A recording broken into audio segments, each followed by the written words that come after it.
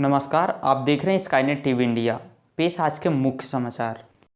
नई दिल्ली में प्रधानमंत्री नरेंद्र मोदी बुधवार को एनसीसी कैडेट्स के एक कार्यक्रम में शामिल हुए। इस दौरान उन्होंने कहा कि इस साल का गणतंत्र दिवस परेड दो कारणों से खास है। पहला, यह 75वां गणतंत्र दिवस होगा और दूसरा, यह देश की नारी शक्ति को समर्पित है।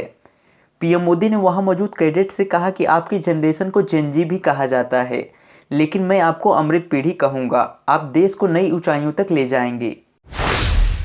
अयोध्या के राम मंदिर में रामलला विराजमान हो चुके हैं। इस बीच राम मंदिर के लिए बनाई गई दूसरी और तीसरी मूर्ति भी सामने आई है। दूसरी मूर्ति श्यामल रंग से बनी है, जबकि तीसरी मूर्ति मकराना संगमरमर की है। तीनों की लंबाई 51 इंच की है। तीनों प्रतिमाओं में कमल आसन पर भगवान को विराजित दिखाया गया है। दरअसल ट्रस्ट ने मंदिर के लिए भगवान राम की 3 मूर्तियां बनवाई थी।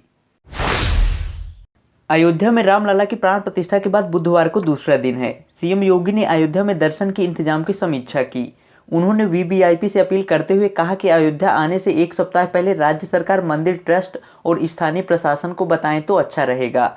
इसके अलावा मंदिर के आसपास पब्लिक ट्रांसपोर्ट की व्यवस्था भी बेहतर करने के निर्देश दिए। वाराणसी में ज्ञानवापी परिसर में हुए एएसआई सर्वे की रिपोर्ट सार्वजनिक हो सकती है। बुधवार को हिंदू पक्ष के वकील विष्णु शंकर जैन ने कहा कि आज कोर्ट ने दोनों पक्षों को सुना है।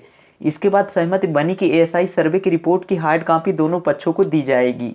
एएसआई ईमेल से रिपोर्ट प्रदान करने पर आपत्ति जता रही थी, इसलिए दोनों पक्ष रिपोर्ट की हार्ड कॉपी लेने पर सहमत हुए। पश्चिम बंगाल में टीएमसी के फरार नेता शेख शाहजहां के घर आज सुबह ईडी की टीम पहुंची। एजेंसी की टीम अपने साथ 100 से ज़्यादा सेंट्रल फोर्स पर्सनल लेकर गई थी।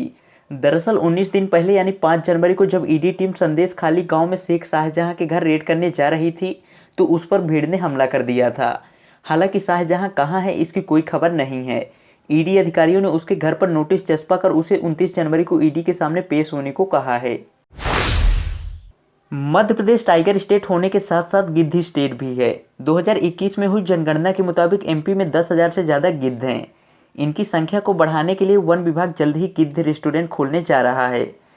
वीरांगना दुर्गावती टाइगर रिजर्व यानी नौरादेही अभयारण्य में इस रेस्टोरेंट की शुरुआत होने वाली है। मध्य प्रदेश में कड़ाके की ठंड का दौर जारी है। बुधवार को पचमढ़ी और ग्वालियर में दिन का तापमान 20 डिग्री सेल्सियस से कम रहा। ये शहर उत्तराखंड के देहरादून से भी ठंडे रहे। देहरादून में बुधवार को अधिकतम तापमान 20.5 डिग्री रहा, जबकि पचमढ़ी में टेम्परेचर 19.6 डिग्री और ग्वालियर में 19.7 डिग्री सेल्सियस दर्ज किया गया। वहीं भोपाल में दिन का तापमान 24 डिग्री, इंदौर में 23.8 डिग्री, जबलपुर में 23.5 डिग्री और उज्जैन में 25 डिग्री सेल्सियस दर्ज किया गया। कल दिन भर की प्रमुख खबरों के साथ फिर मिलते हैं, तब तक के लिए शुभ रात्रि।